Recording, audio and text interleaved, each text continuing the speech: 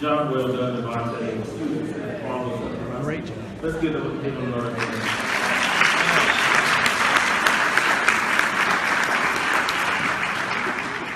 It gives me the distinct pleasure to introduce our keynote speaker today, Mr. Jermaine McNair. Jermaine T. McNair is a native of Danbury, Connecticut, but has called Greenville, North Carolina home since he was young. Earning his Bachelor of Science in Sociology from East Carolina University, he is a community organizer and advocate for local communities and serves in many roles.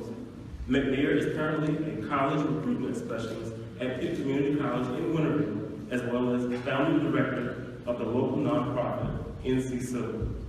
He is the mayor's appointee to the Police Community Relations Commission of the city for the city of Greenville, a Pitt County United Way board member, and an Uptown Greenville board member. In 2016, McNair received the Best Irons Humanitarian Award. Without further ado, please welcome Jermaine McNair.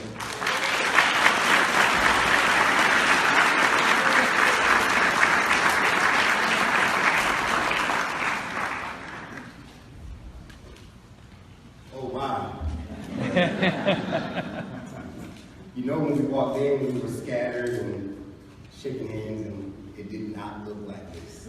That's what happens when you sit someone on the front row, right? They turn around. No. But, family, good morning. Good morning. Absolutely my family. Wow.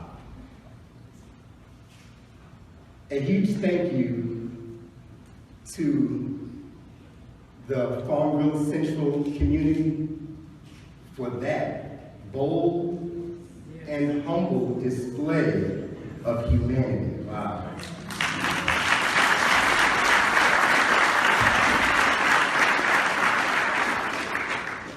Young men, you are remarkable. That is truly a reminder that we were all once young with unique identities in a world that wanted us to turn down our uniqueness and conform to the norms of our groups around us. But I tell you, young man, as adults, we are still pressured to find a category and fit in. And in a world full of democracy and debate, they act as if we've somehow figured it out right after high school. And they want us to choose sides and be prepared to argue down any opinion or fact that opposes the small logic model that we subscribe to.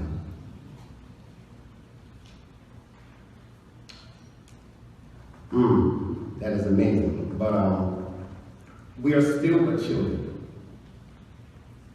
with many questions and a strong desire to feel oneness with the groups around us.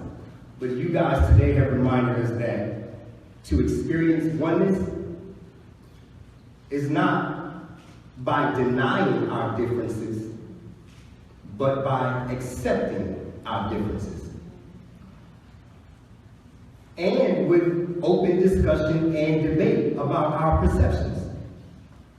See, to be yourself requires that you open up and share your uniqueness and expose your vulnerabilities. And if you can endure some approach to your vulnerabilities, you might, in exchange, gain the chance to experience oneness with others. I can't think of a better set of ideas to have set the stage for today. So again, thank you to the Farmville Central community. Now, for those of you who before now have not known me, please refer to that amazing introduction by Mr. Chad Tucker, because that is exactly who I am. Nobody's buying that, right? that is not the entirety of who I am. But it is, I believe, a testament to what I am yet becoming as I learn to overcome the contradictions of where and what I have been. You know, much of me is still the young high school age street kid with sprouting, puffy, twisted dreadlocks, baggy clothes, falling all off of me at every limb. Very intelligent, but needing every ounce of my intelligence to negotiate and navigate my way through the neighborhood obstacle course of violence, street deals, and the brutal conforms of street life. An obstacle course made even worse because it was embedded in a maze that continues to lead men of all ages to prison and to the grave, and never leading to an environment like the one we enjoy here today. So for that reason alone, for my being here today alone in this place, in this position, along with those other affiliations that Mr. Tucker mentioned, I must also bring you proud greetings from West Greenville.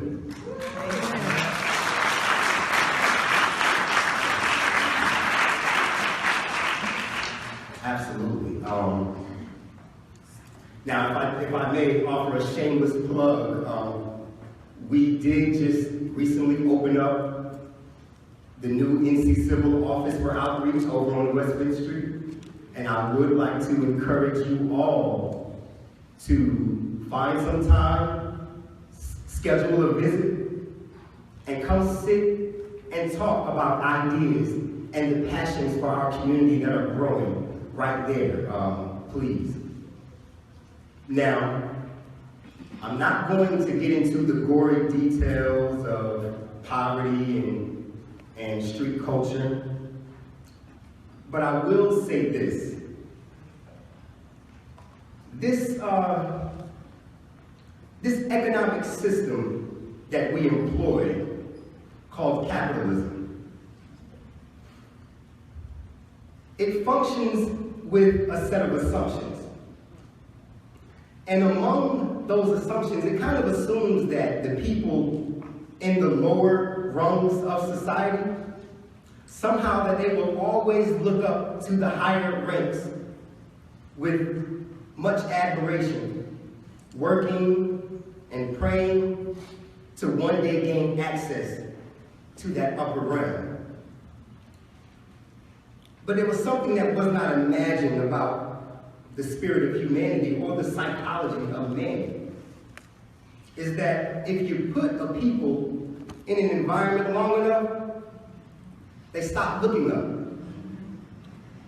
They began to get comfortable in their environment. Then they start to embrace and celebrate that environment, even in a brutal environment like the ones that poverty creates. They start to accept it. You see the art start to flourish and music celebrating that environment. And then they even start to reject the higher ranks of society.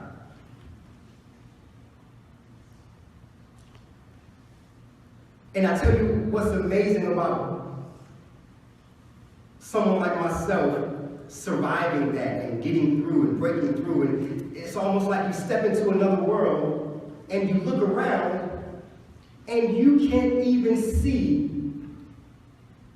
the faintest hint of a reflection that what you know exists is even real. Not a painting on the wall, not a, and I don't know much about PTSD, but I will say this. Can you imagine being involved in something that is so real? And then one day, someone snaps their fingers and you're on the other side and everyone is smiling like, hey, how you doing? You're like, do you know what I just saw? I tell you another thing. Some of you may have noticed I came in with a group of young men.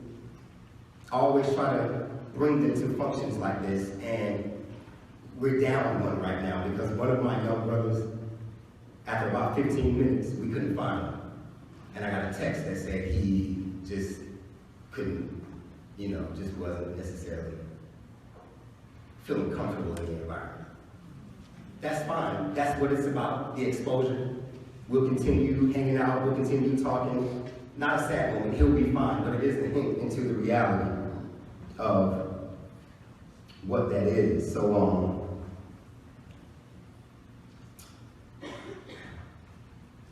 going back to those groups who begin to reject, and then the arts and the music starts to celebrate poverty. What happens is you end up with these two opposite extremes. So much class separation that you would assume that both sides don't even know one another. And it kind of disappears the middle class, And economists, historians, and they all talk about this disappearing middle class. And they know that it is the thing that sparks revolution. But what we won't acknowledge is that whenever you pit people in a situation where they have to compete for advantages and pit people against one another, that is the only fate that can ever come of something like that. And I can tell you, because I've experienced this at a much stronger concentration, that when you put people in a situation where they have to compete for advantages,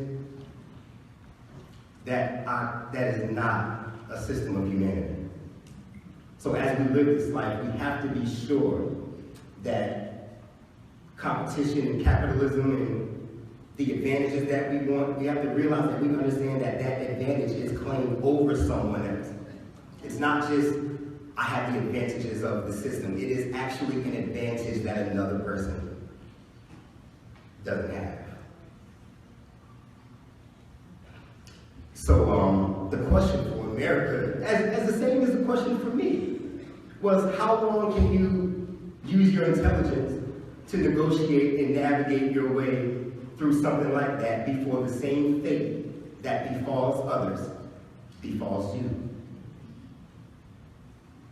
It took me 3 felony convictions, all before age 21, and then a federal prison sentence at age 25. And none of that even compares to the daily experiences of violence and misbehaviors.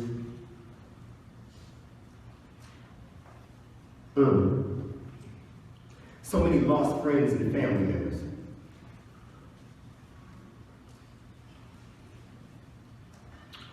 So for that reason, if I could today be that faintest hint of an acknowledgement of that world, I want us to take a moment just to acknowledge the families and the lives that are being lost every day in the undercurrent of this capital system that we have.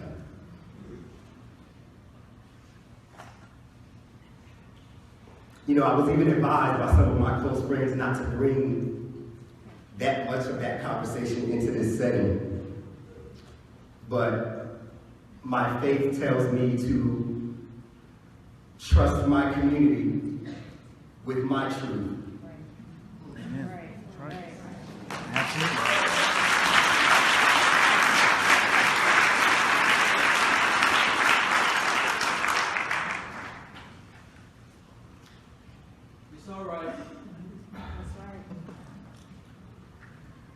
Now, I am often asked how I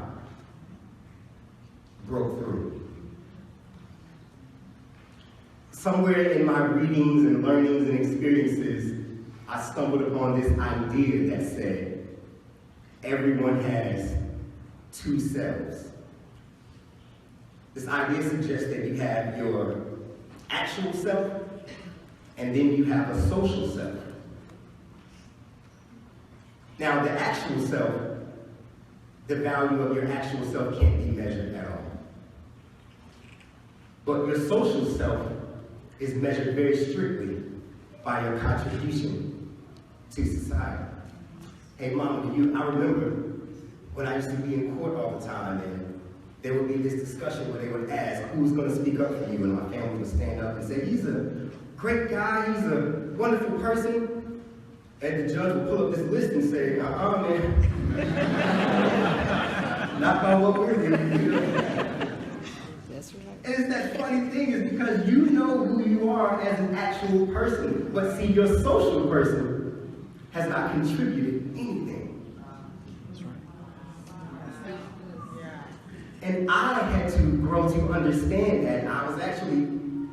I was sitting in the prison cell and I said, man, there might be some truth to that idea, because here I am at the lowest ranks of society, and what is true is that I have not contributed a thing to the world outside of my small logic mind. So I said, man, how do I begin to contribute to this grand world, and how do I find a position? And I said, man, I don't see right away how anyone's going to hire me and put me in a position to be able to offer the larger contribution. But then I said, man, I'm alive. That's right. I was granted the highest position by the highest power the moment I was born. That's right. That's right.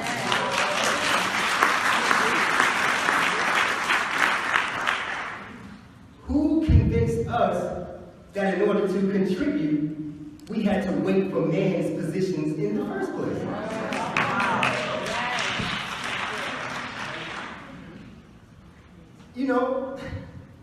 Even if there is no one hiring and no positions available, there is plenty of work to be done. Amen. That's right.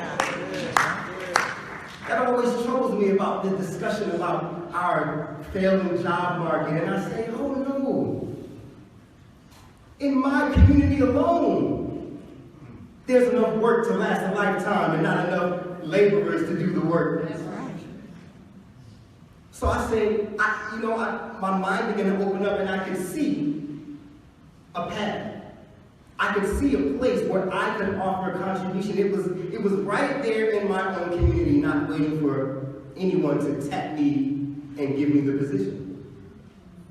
And I could see immediately how service was going to change my life. I adopted service as my faith, my way of life. And then I began to understand what the ancient religious teachings were actually trying to get at. So I came home, I began to go to work. No one knew me. I know some people say, who's this guy showing up everywhere, trying to work everywhere, be a part of everything. I know y'all got tired of me. But it was this thing, and I started driving to Greenville to visit. And we're going to get into the point where I need to give a moment of appreciation, because when I call you guys my family, it is such an amazing story of, as I've shared my truth and passion with you guys, you have opened up every single door. You haven't closed a single door to me. I began visiting Greenville back in 2010. I attended my first meeting, and I began to share some of my ideas for community development, and I tell you, an unlikely partner came out of that conversation. My very first partnership in Greenville actually came from the Greenville Police Department.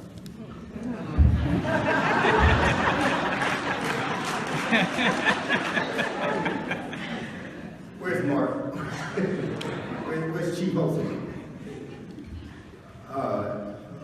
Richard Williams. Oh, yeah. I see you in here. But there was a man that's not here today, a guy by the name of Richard Taylor. He said, man, I like what you said. You should come over to this meeting we have where we got this initiative going on with the police. I was like, hey, bro, I don't know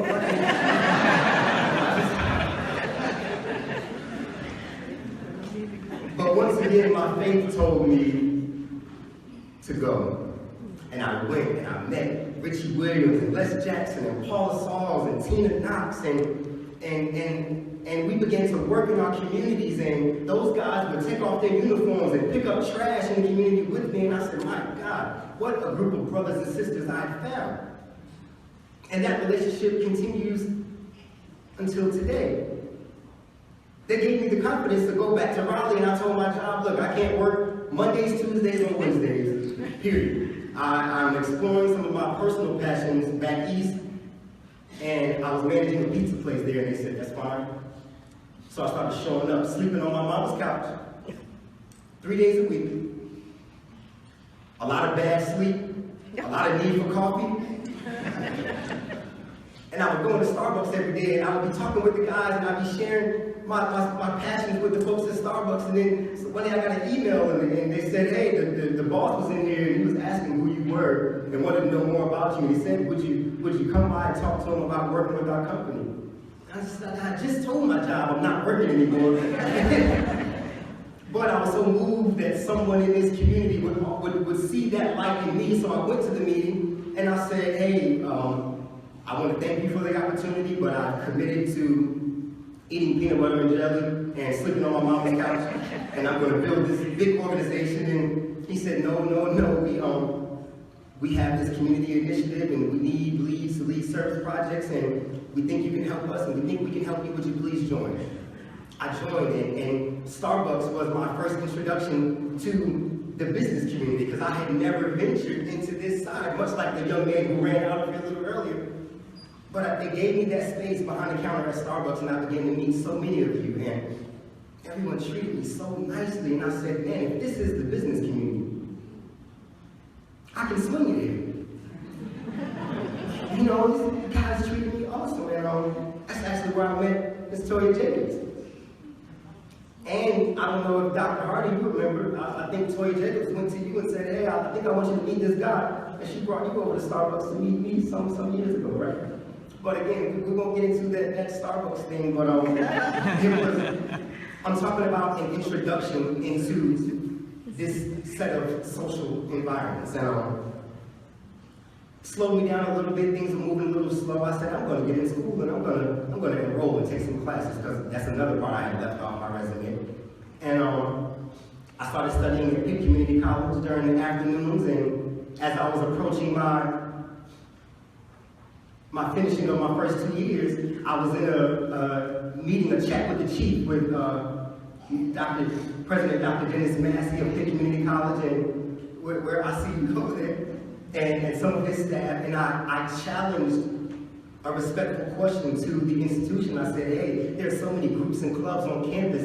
Where are the groups and clubs that will welcome a young man like myself, who kind of with the baggy clothes and the rims on the cars, and you know, any clubs for that? Do you remember this, Dr. Massey? And he said, won't you stay after this meeting? We want to talk to you. And out of that conversation, they gave me another position, allowing me to take educational resources into my community and connect. This is amazing.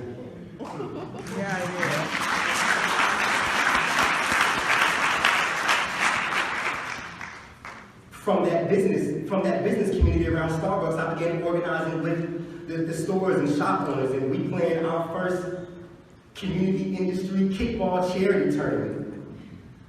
I know that sounds weird, but it was a good thing, I promise you. And at that function, I met another guy. We finished our event, and I went home, and I got a Facebook notification, and it said, you've been tagged in a post by someone. And I opened up the post, and it was someone you all may know. It was our mayor, Alan Thomas. He was talking about, he had joined us as a guest pitcher, and he was like, this young man named Jermaine McNair, great guy. I was like, that's the mayor talking about me. We developed a partnership, and he became the first connector that allowed me to begin to connect my community to local government. So you see this thing starting to take shape. We're finding avenues through you all to connect my community, not only to business, not only to education, but to local government. And these are the bridges to the gaps that everything is missing, and it's all through the people. You all have, by me trusting my story to you, you opening up your space to me, we have become family, and you guys are my community. You all have raised me. Amen. That's right. So to stand here now, this is the power from you all, and I just want to give it back.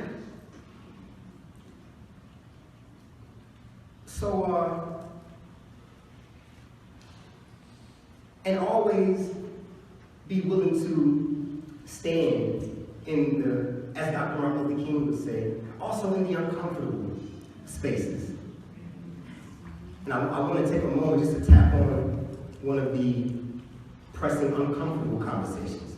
This conversation about color, about communities of color, right? One might ask, and I am asked sometimes, how is it that I can enjoy all of this embrace from all of this diversity, but yet still sometimes feel the need to push an agenda for Black and brown communities? And to answer that, I'll refer back to this capitalist system that we have. There's some other assumptions that go along with this capitalist system. Now, we all know that in the beginning, you know how the story goes, we selected minorities to be at the bottom ranks. It wasn't a question of merit or anything. We selected that community to say you would be at the bottom rungs of society. Now, as time progressed, we opened up freedoms, and now individuals have the freedom to compete and earn positions according to their merit. But the thing about this capitalist system is that it only allows you to advance one at a time, because the system celebrates and promotes individualism. So what happens is, for every person of color, as you gain access to this environment, you have to look back at a whole community that you identify with, that left behind, and you say, well, can't the whole group come up? The system doesn't work that way. Just naturally, just doesn't. So what happens is, you have to find some way to create some group economics that group can practice in alone, so that they can begin to move as a group, because one at a time is at such a slow rate that the weight of the world will push down you at a faster rate. Young men are still running into prison, families still are breaking up at a faster rate than one person can advance. So there has to be a call to action for group economics. So I consider it not a slap in the face to my diverse family that I continue to push and advocate and promote group economics and programs that are earmarked for communities of Black and brown people and all people in poverty economics. Because a funny thing happens if you can get groups moving. See, this American system that wants individuals to move separately, and you go by yourself, and you go, and you. But if you can get some group economics going on, think about it. That's not the beginning of the destruction of America. That's actually what it takes to get this machine moving again. We need groups coming from the bottom, working and exchanging, and coming together, praying. Everything is group.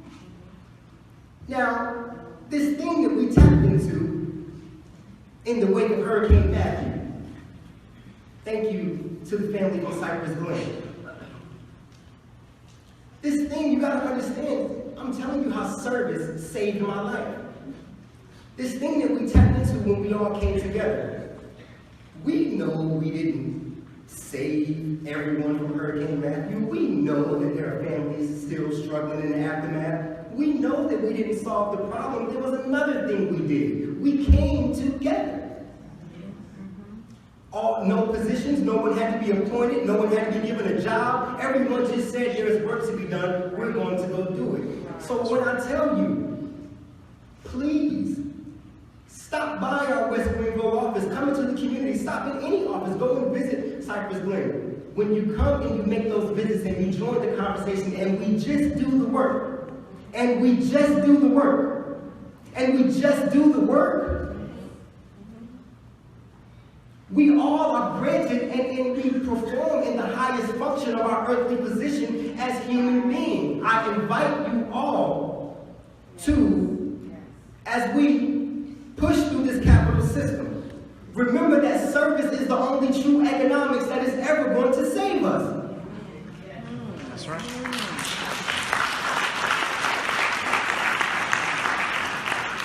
So, as King said, if you can't fly, run. If you can't run, walk. If you can't walk, we're not going to crawl, we'll catch a ride. That's right. But get somewhere and serve. There you go. Thank you all for having me. And y'all have a wonderful morning.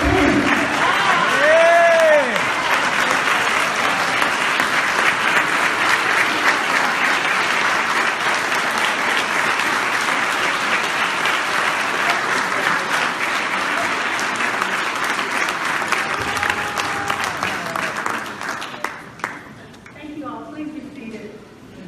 It's funny that you mentioned this off script because I moved to.